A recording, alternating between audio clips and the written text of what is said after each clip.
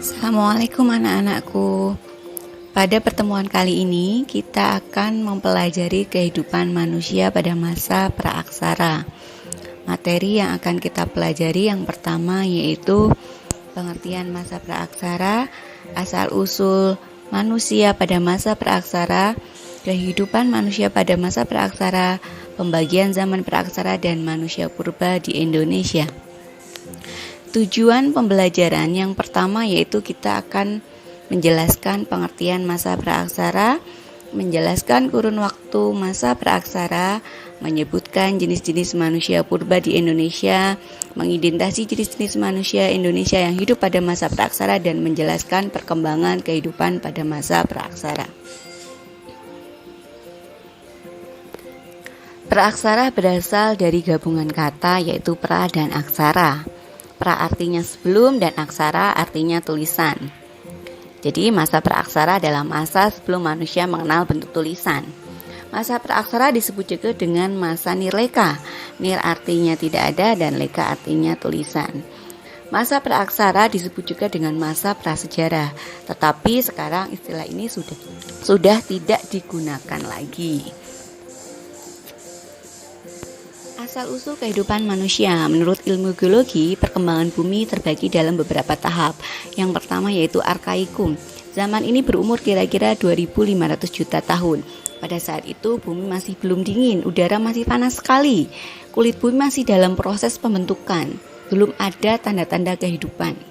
Yang kedua yaitu Paleozoikum. Zaman ini diperkirakan berumur 340 juta tahun. Pada zaman ini sudah mulai ada tanda-tanda kehidupan. Binatang-binatang yang kecil sudah ada, juga binatang yang tidak bertulang punggung. Bahkan beberapa jenis ikan, amfibi, dan reptil sudah mulai ada. Keadaan bumi masih berubah-ubah sehingga kehidupan masih sulit untuk meningkat. Zaman yang ketiga yaitu Mesozoikum. Zaman ini berumur kira-kira 140 juta tahun. Pada zaman ini kehidupan di bumi semakin berkembang. Binatang-binatang pada masa itu mencapai bentuk yang besar. Misalnya ada dinosaurus dan Atlantosaurus. Zaman yang keempat yaitu Neozoikum atau Kenozoikum. Zaman ini berlangsung kira-kira 60 juta tahun. Keadaan bumi pada zaman ini menjadi baik. Perubahan cuaca tidak begitu besar walaupun zaman es masih ada. Pada zaman ini dibagi menjadi dua zaman yaitu tertier dan kuarter. Pada zaman tertier ditandai dengan semakin berkurangnya binatang raksasa, menyusul binatang lain seperti monyet dan kera. Kemudian pada zaman kuarter berlangsung kurang lebih 600 juta tahun. Pada zaman ini tanda-tanda kehidupan sudah mulai ada. Kala itu disebut dengan kala Pleistosen dan kala Holosin. Pembagian zaman praaksara berdasarkan benda-benda peninggalan yang ditemukan, masa praaksara dibagi menjadi zaman batu, yaitu zaman ketika manusia mulai mengenal alat-alat yang terbuat dari batu.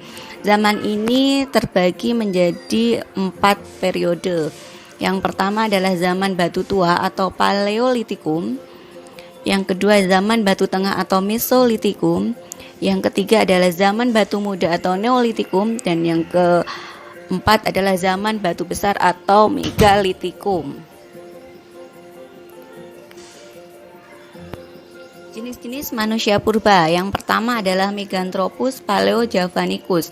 Di sini mempunyai ciri-ciri yang pertama yaitu mempunyai tulang rahang yang kuat, diperkirakan badannya tegap, tidak mempunyai dagu, makanan utamanya adalah tumbuh-tumbuhan, mempunyai tulang pipi yang kuat, tulang keningnya menonjol, dan diperkirakan tinggi badannya lebih dari 180 cm. Jenis manusia purba yang kedua yaitu Pithecanthropus. Ciri-cirinya yang pertama yaitu volume otak kira-kira 900 cc, tinggi badan antara 165 sampai 180 cm.